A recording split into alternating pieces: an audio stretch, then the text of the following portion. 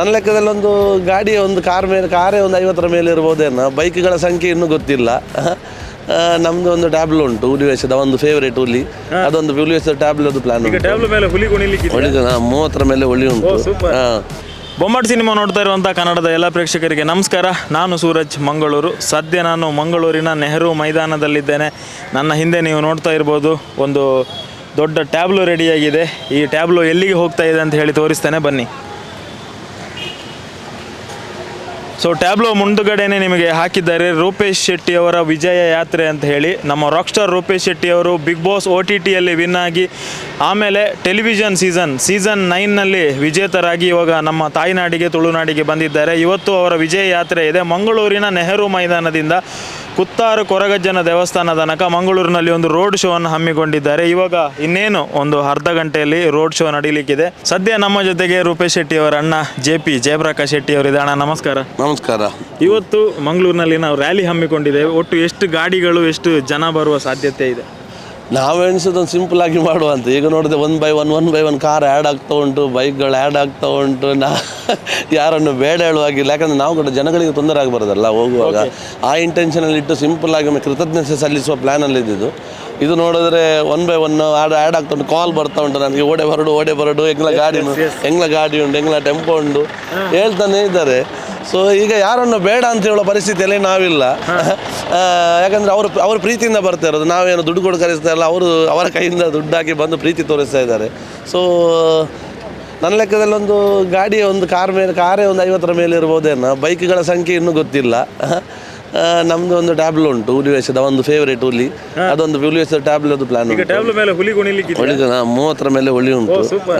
30 ಮತ್ತೆ ಚೆಂಡೆ ಉಂಟು. ಅದೇ ಮತ್ತೆ ಊರು, ಅದೇ ಎಲ್ಲರಿಗೆ ಕೃತಜ್ಞತೆ ಸಲ್ಲಿಸುವ ಒಂದೇ ಪ್ಲಾನ್, ಬೇರೆ ಏನಿಲ್ಲ. ಮತ್ತೆ ಆ ಒಂದು ನಮ್ಮ ನಂಬಿಕೊಂಡು ಕೊರಗಜ್ಜ, ಮತ್ತು ನಮ್ಮ ದೇವರು ಹೇಗಿದ್ದಾರೆ, ನಮ್ಮದು ಗುಳಿಗಜ್ಜೆ ಇದ್ದಾರೆ, ನಮ್ಮದು ಮಂಗಲ್ಪಾಡಿದು, ಅವರಿಗೊಂದು ಕೃತಜ್ಞತೆ ಸಲ್ಲಿಸಿಕೊಂಡು ಅದು ಇವತ್ತಾಗೋದು ಡೌಟ್. ಇವತ್ತು ಖಾಲಿ ನಮ್ಮ ಕೊರಗಜ್ಜನಿಗೊಂದು ಕೃತಜ್ಞತೆ ಸಲ್ಲಿಸಿ ಎಲ್ಲ ಜನಗಳ ಪ್ರೀತಿಗೆ ಒಂದು ಪಾತ್ರರಾಗಿದ್ದಾರೆ. ಆರಾಧ್ಯ ದೈವ ಕೊರಗಜ್ಜನಿಗೊಂದು ನಮನ ಮಾಡಿ ಅವರಿಗೂ ಒಂದು ಕೃತಜ್ಞತೆ ಸಲ್ಲಿಸಬೇಕಲ್ಲ ಇಷ್ಟು ಮೇಲೆ ತಂದಿದ್ದಕ್ಕೆ.